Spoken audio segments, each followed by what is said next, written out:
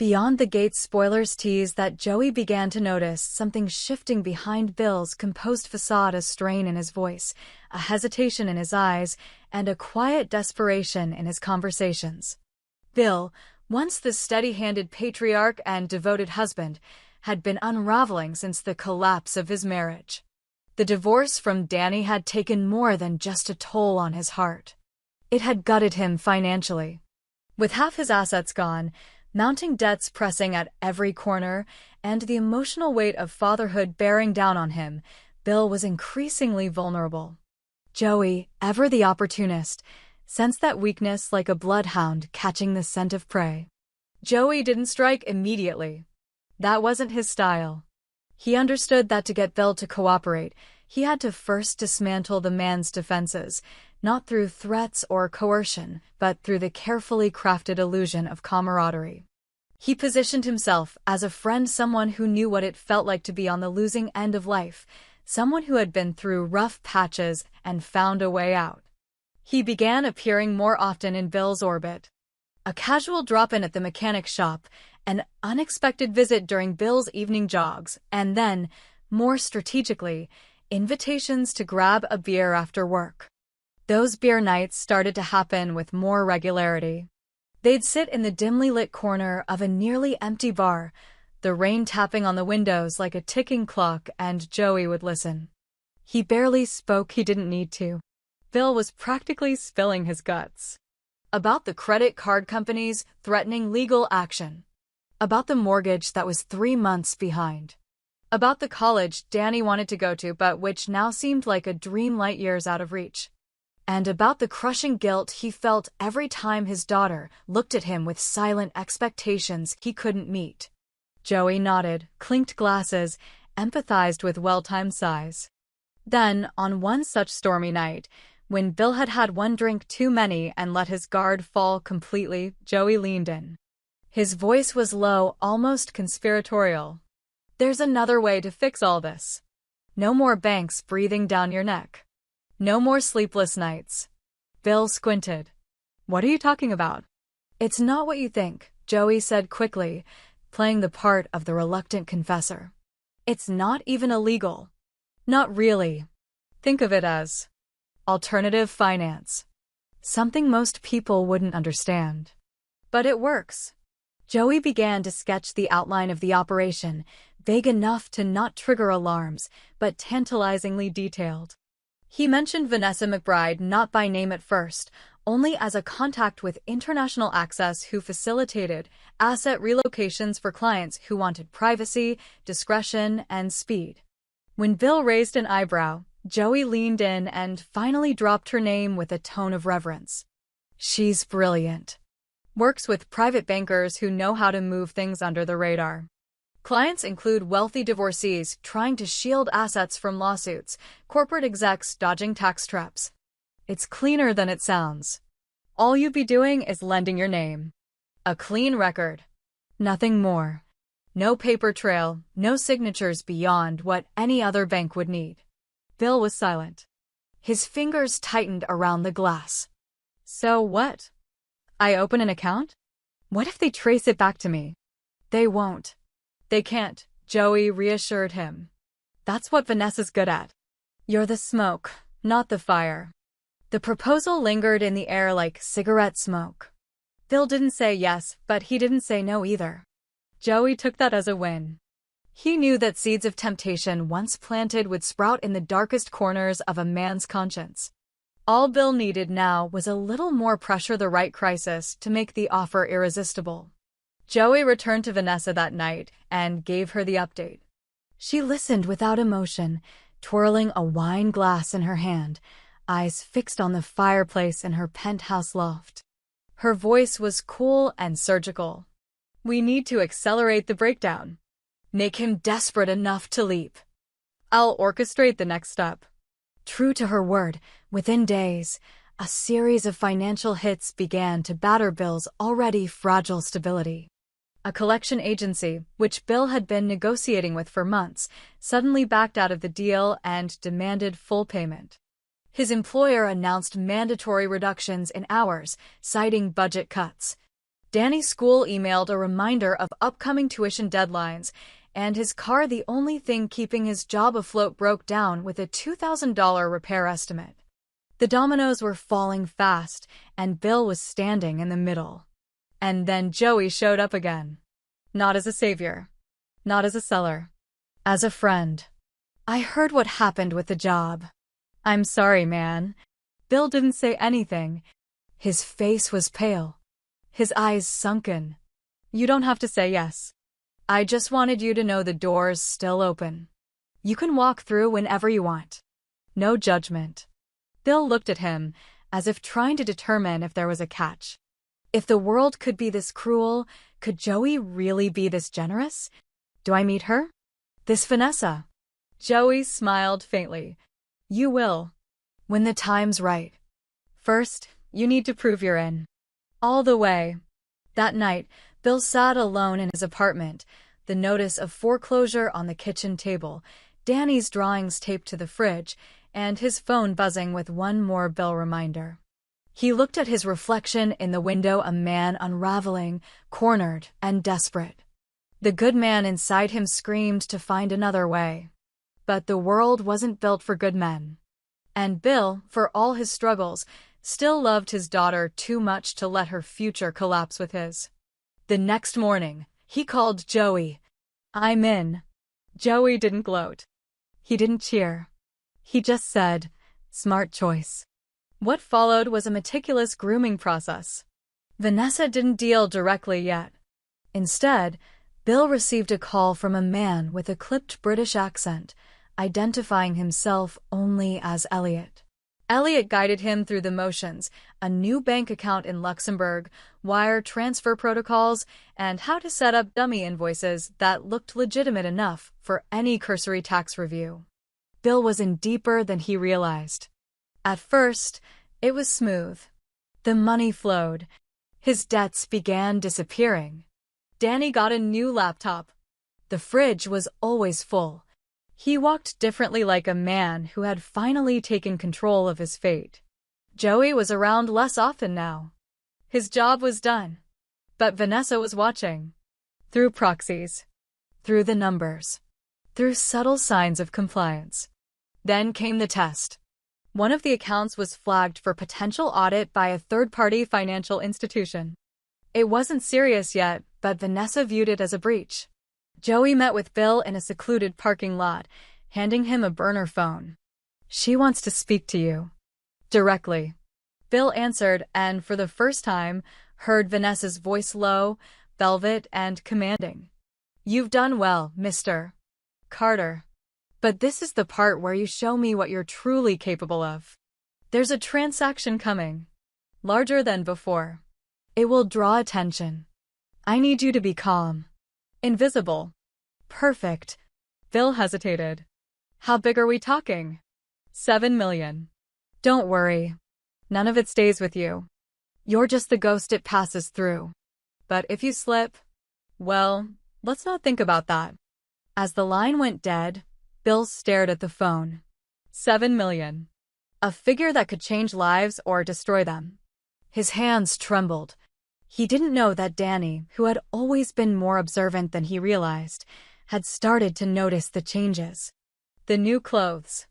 The sudden confidence. The strange phone calls he always took in the garage. She wasn't a child anymore.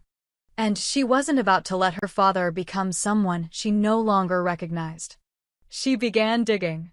Just like her mother used to. And what she found would alter everything Bill thought he had under control. Vanessa knew Bill was still hesitating, so she instructed Joey to put the next phase of the plan in motion. They needed to make Bill feel as though he had no other option. That meant engineering a situation in which financial ruin felt imminent and irreversible unless Bill took the lifeline they offered. Joey used his connections to subtly sabotage a few of Bill's freelance contracts. A delayed payment here, a canceled agreement there, just enough to tighten the noose without raising suspicion. Bill started to notice his finances deteriorating even faster than before. Child support demands loomed larger, and his meager attempts to keep up began to fail. Danny, bright and hopeful, asked him one evening if she could join a robotics competition that required travel. He couldn't bear to tell her no, but as he stared at the brochure with the fee printed in bold letters, his silence told her everything. She gave a quiet nod and disappeared into her room. The crack in their relationship widened. It was then that Joey reappeared, this time with a smile and a check in hand. "Advance on our arrangement," he said casually. Bill hesitated, but Joey leaned in. "You haven't agreed to anything yet. Just take this and think it over. No strings unless you decide." Bill took the check. He told himself he wouldn't cash it. But he did. Within the next few days, Vanessa stepped out from the shadows. She arranged a dinner upscale, refined, intimidating, and asked Bill to meet her. She wore her wealth like armor, every detail a calculated reminder of what she had and what Bill lacked. Over dinner, she didn't discuss logistics or legality. She talked about legacy. About fathers doing what was necessary for their children. About control. "You think I got this far because I followed rules designed to keep people like me out," she said, swirling her wine. "No. I made the system work for me. Just like you can." Bill left the restaurant drunk on possibility and shame. The following week, he began moving money. Slowly at first. Unnoticeably. Vanessa had already set up the necessary shell corporations. Joey walked him through the first 2 transfers. It was simple, deceptively so. Bill told himself he'd do it just until things stabilized. But things never stabilized. The deeper Bill went, the more he realized how much Vanessa and Joey had already prepared. There was no improvisation. Every account, every transaction, every document planned. He was a cog in a machine much larger than he understood. And soon, he stopped asking questions. Meanwhile, Danny noticed her father's sudden change in fortune. He bought her the new laptop she wanted. Paid off the school fees. Talked about buying a used car. At first, she was thrilled. Then confused. Then suspicious. She wasn't naive. She'd grown up fast after the divorce. And her father, kind, worn down, decent, was suddenly sharper. Edgier. She confided in Haley. Haley had always distrusted Joey. She'd sensed something off about him the first time he showed up with beers and a grin. When Danny mentioned the mysterious Vanessa, Haley's instincts kicked in. She began asking around. What she found chilled her. Vanessa McBride had been implicated in several offshore financial scandals, none of which had ever gone to court. Her name never stayed on paper. But people in the banking world whispered. About her influence. About people who got in too deep. Haley confronted Bill. He denied everything, but he didn't do it convincingly. He looked cornered. "What did they offer you that made you forget who you are?" she asked, voice trembling. "What happens when Danny finds out the truth?" Bill couldn't answer. That night, he drank too much. Again. Vanessa, observing everything, decided Haley was a problem. And Vanessa didn't tolerate problems. She arranged for Haley's audit. Quiet. Discreet. Suddenly, Haley's small art business was flagged for irregularities. She found herself drowning in paperwork, letters from the IRS, threats of asset seizure. She suspected it was connected, but she had no proof.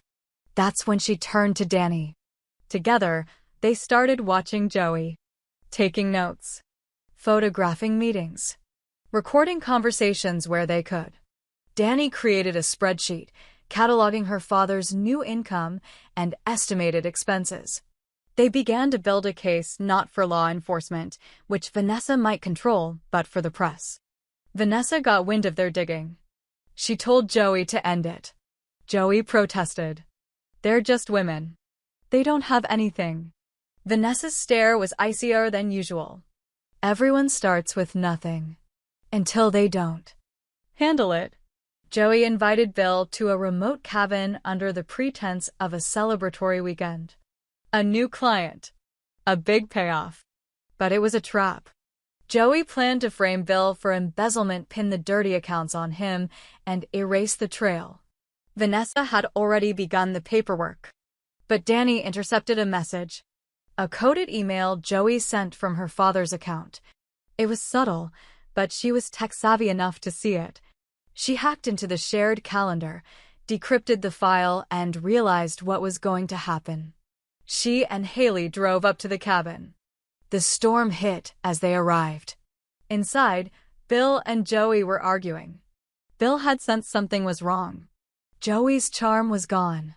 In its place was a cold detachment. Bill demanded to know why a new series of accounts had been opened in his name without his consent. Joey didn't deny it. "You're in, Bill. You're deep in. That's the deal. You either ride it out with us or you drown alone." Lightning cracked. The door burst open. Danny and Haley entered, soaked and shaking. Danny held up the printed email. "I know what you're doing. I know about the accounts, the transfers, the offshore holdings. I have screenshots. I have recordings. And if anything happens to him, to any of us, it goes live." Joey faltered. Haley stepped forward. "You think you control everything. But you underestimated us." Joey turned to Bill, voice venomous. "You brought this on yourself." Bill looked at his daughter. Her fierce eyes. Her defiance. And for the first time in weeks, he saw clearly. "No," he said, stepping between Joey and the others. "I brought this on all of us. And I'm going to fix it." Police sirens wailed in the distance.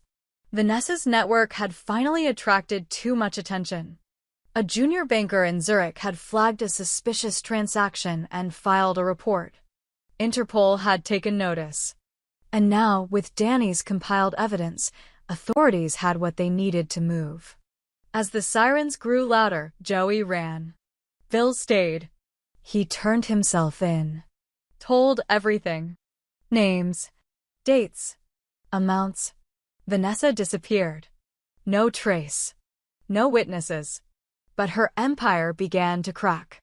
Back home, Danny waited for news. Haley cleaned up the office. And in the morning sun, the first real light in weeks, they opened the newspaper. The headline was simple. "Banking Underground Exposed. Father turned informant helps bring down international scheme." And for the first time in a long time, Danny smiled. It wasn't over. But it had begun.